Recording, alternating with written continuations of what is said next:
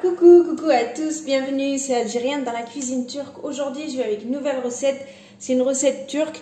Alors le cake que je vais faire ça s'appelle trileçe, voilà, je sais pas si je le prononce bien, mais bon, on fait les efforts pour bien le prononcer. Donc la recette est super simple, elle se fait en 3 étapes. Il y a la génoise, il y a la crème, donc la crème chantilly et le caramel au-dessus. Donc on va commencer par notre génoise qui est très simple. Donc il vous faut 3 œufs, là j'ai 120 g de sucre en poudre, 120 g de farine, une cuillère à café de levure chimique, une pincée de sel et j'aurai besoin d'arôme de vanille un petit peu. Voilà, ou si vous n'avez pas, vous mettez du sucre vanillé. C'est tout ce qu'il nous faut. Moi, je vais faire ça au pétrin, donc let's go. Donc là, je suis en face de mon pétrin. On va faire d'abord une première partie qui est les 3 œufs. On va mettre bien sûr le sucre, une pincée de sel et un peu d'arôme de vanille. Donc j'ai mis un peu d'arôme de vanille. Donc là, ce que je vais faire, je vais mettre mon fouet, le crochet, et par contre ce mélange là je vais le laisser tourner 5 minutes jusqu'à que mon mélange blanchisse en fait, d'accord, pour pouvoir rajouter la prochaine étape.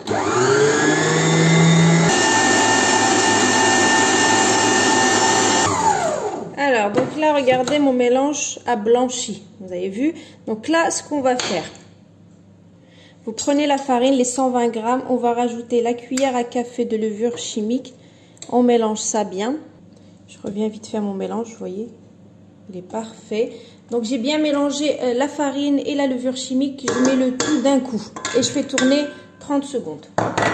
Pas plus, hein. C'est vraiment juste vite fait histoire de rentrer donc notre mélange, vous voyez. Donc 30 secondes, pas plus. Allez, let's go. Après 30 secondes, mon mélange est parfait de chez parfait. Donc là, on va le mettre dans notre plateau. Je vais vous montrer comment je vais faire. Et après, vous faites ce que vous voulez. Donc là, j'ai pris un plateau, j'ai pris un cadre de moule, d'accord, que je vais venir filmer par en bas en alu.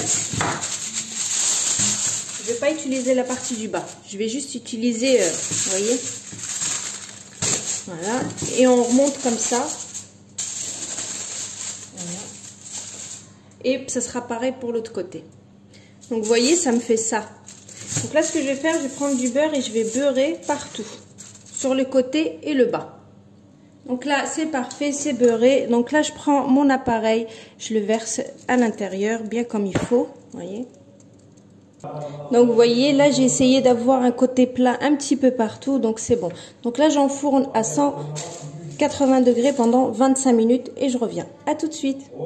Donc là, je vais préparer le sirop que je vais mettre en fait par-dessus pour le ramollir. Donc là, j'ai 250 ml de lait.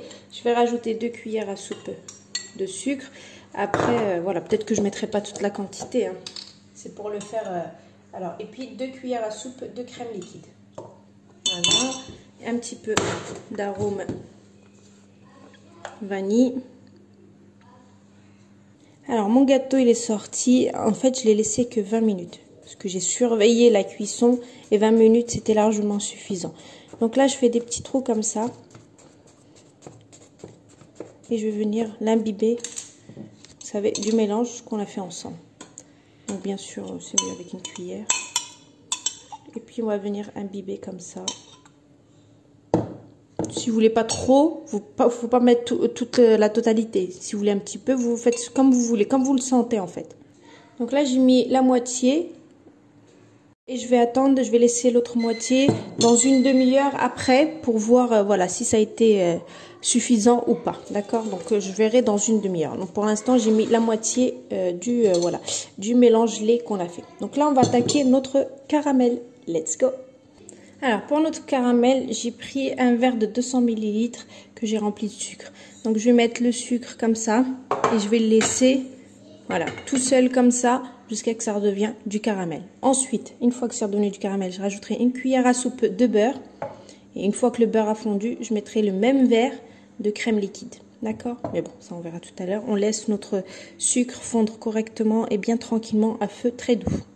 Donc il faut vraiment que le caramel soit fait à sec, hein. Donc vous faites juste ça, vous ne touillez pas avec une cuillère, juste comme ça, vous tournez votre casserole. Et vous allez voir, ça va devenir caramel tout seul. Une fois que c'est comme ça, je rajoute la cuillère à soupe de beurre et je mélange bien comme il faut.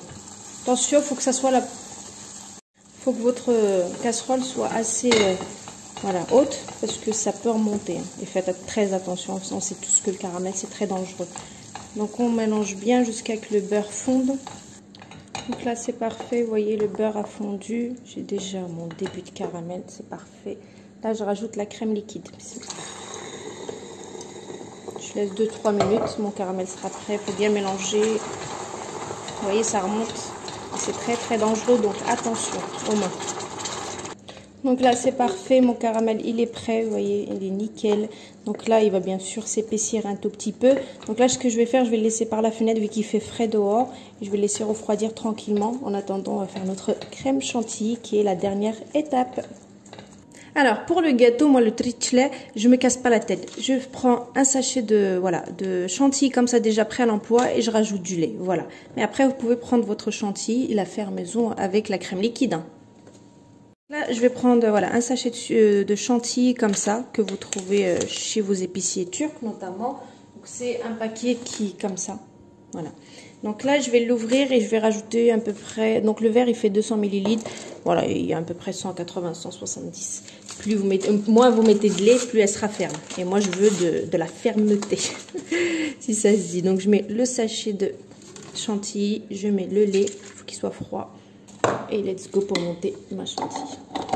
Donc voilà, après vous pouvez faire votre chantilly maison. Ça m'arrive aussi, mais voilà, quand j'ai ça à la maison, c'est plus rapide.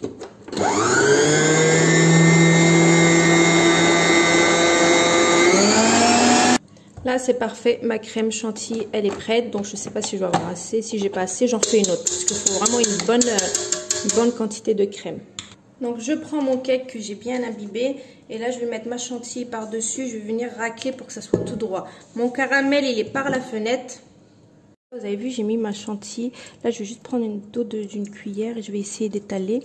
Si j'ai pas assez j'en mettrai de la chantilly parce qu'il faut vraiment que ça soit c'est une bonne masse quoi par dessus, vous l'étalez bien. Il faut bien qu'on ait un même niveau un peu partout pareil. D'accord? Donc allez, let's go. Donc là en fait ce que j'ai fait, j'ai bien raclé la surface histoire de l'avoir plus ou moins lisse. Donc là je pense que c'est parfait, j'ai pris ça. Donc là je vais la mettre au frais, il faut bien que ça refroidisse pour que je puisse mettre le caramel. De toute façon le caramel il est par la fenêtre, il est en train de refroidir. Faut pas mettre le caramel chaud sur la crème chantilly. Bon ça c'est logique normalement parce que sinon ça va fondre et ça va faire des dégâts, vous n'aurez pas un joli rendu. Et ce que vous pouvez faire c'est aussi laisser un peu de chantilly dans une douille comme ça pour décorer à la fin. Donc là j'ai mis le cake avec la crème au frigo.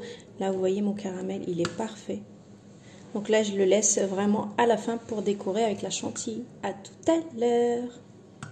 On continue la dernière étape, vraiment la dernière. Donc là, tout est froid.